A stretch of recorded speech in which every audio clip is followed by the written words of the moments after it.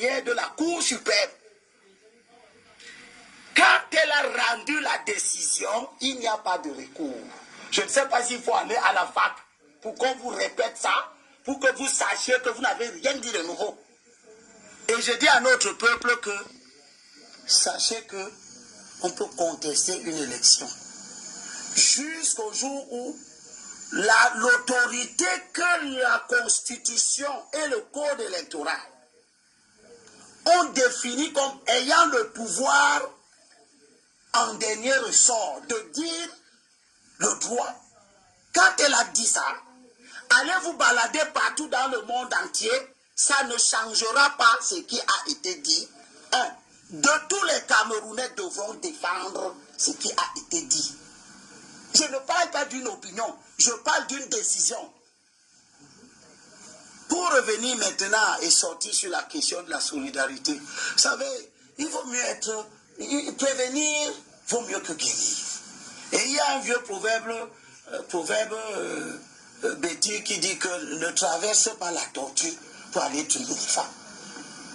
Tue d'abord la tortue.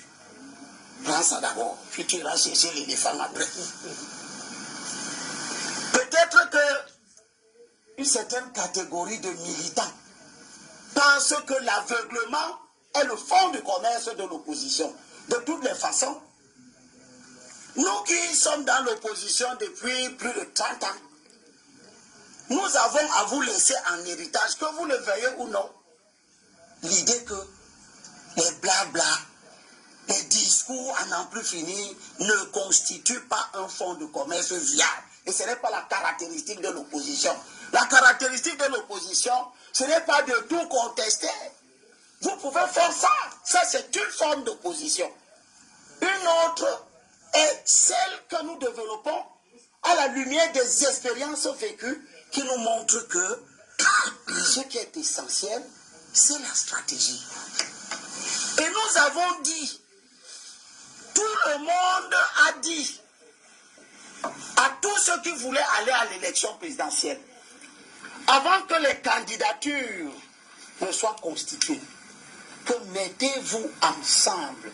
Nous avons déjà échoué 15 fois les élections. La cause objective de ces échecs à répétition et sans répit, c'est que on va aux élections chacun pour lui-même. Allons à ces élections-ci pour une cause. C'est qu'on obtienne l'alternance pour pouvoir implémenter toutes les réformes dont ce pays a besoin. Les partis politiques, on n'était pas encore aux candidats. Les partis politiques ont refusé. Tout le monde les a vus refuser. Certains qui disaient qu'ils étaient des océans, les rivières devaient venir couler en eux, etc. Patati, patata. Puis on a vu les candidatures s'exprimer. Dans le désordre regrettable que nous avons toujours décrié. Et nous avons dit, même quand les candidats se sont exprimés, que avant qu'on imprime les bulletins de vote, sortez-nous un candidat d'union. Les gens ont refusé la solidarité.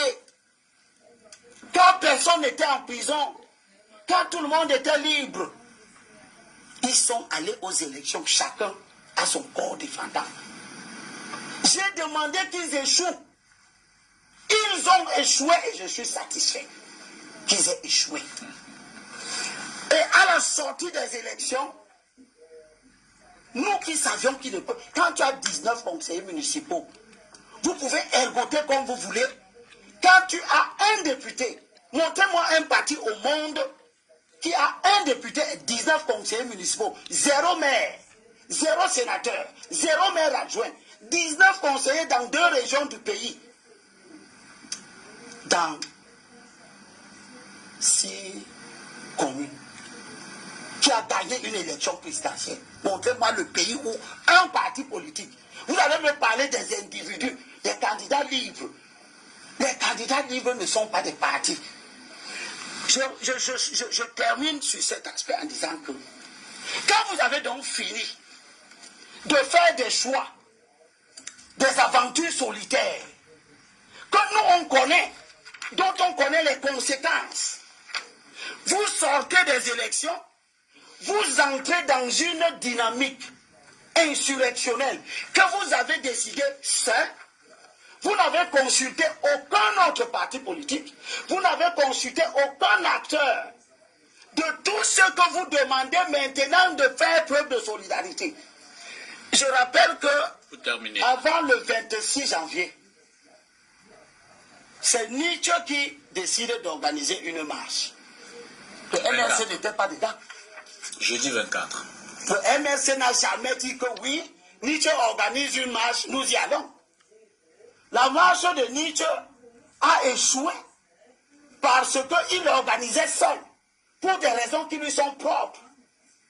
Et 3 jours après, le MRC qui a refusé de soutenir la marche de Nietzsche organise sa marche. C'est normal, trivial et logique que Nietzsche aussi n'aille pas. Et il n'y est pas allé. Il n'a appelé personne, il n'a mobilisé personne pour aller à une marche que des gens qui ont refusé de lui faire preuve de solidarité, eux, ils ont organisé. Maintenant, vous décidez d'organiser vos aventures solitaires.